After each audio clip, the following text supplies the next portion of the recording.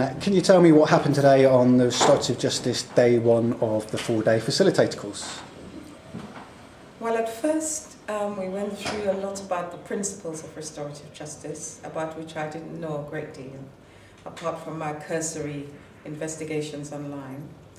And then after that, what was really interesting was the role play this afternoon, in which 6 people, including yourself, took part.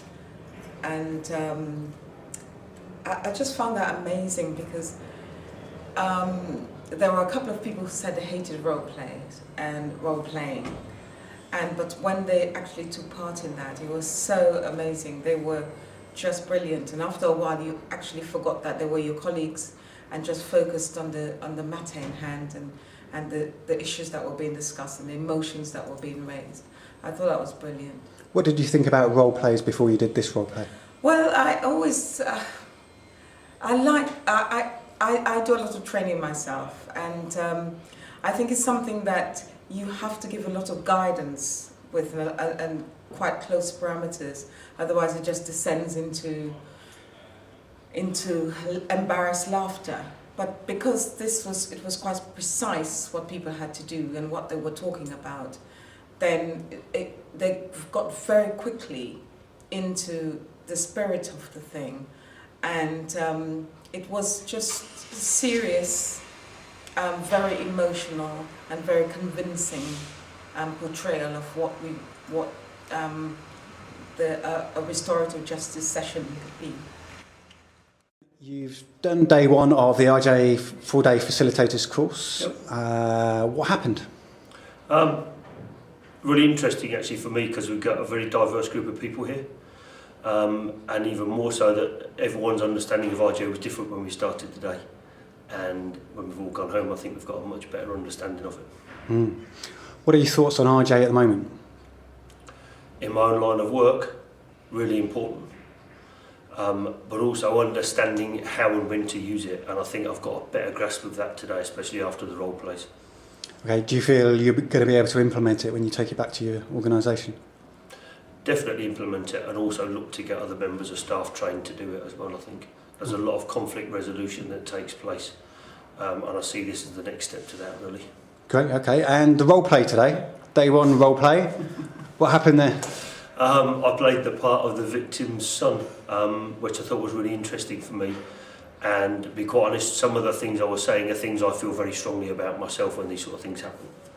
That we're just misinterpreting what young people are doing, and we need to be a bit, not tougher on it, but they need to understand what it's all about.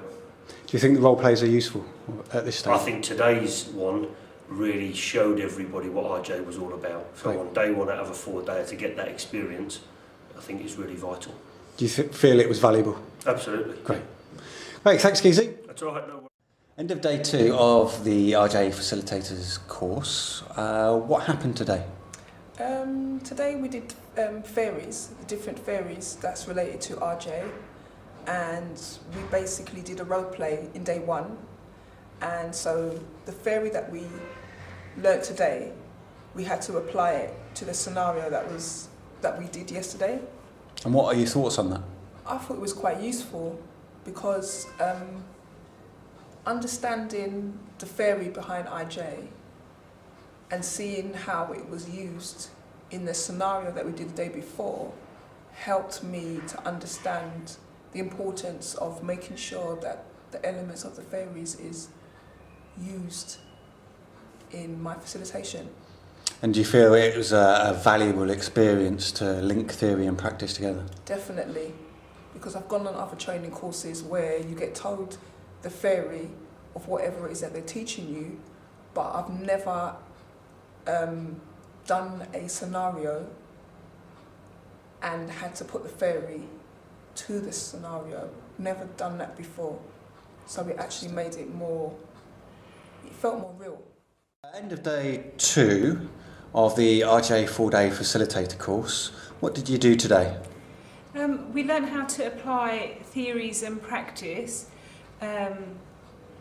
from a role play that we did yesterday. So we was looking at 4 different theories and how to apply that to the role play, which I found really, really useful.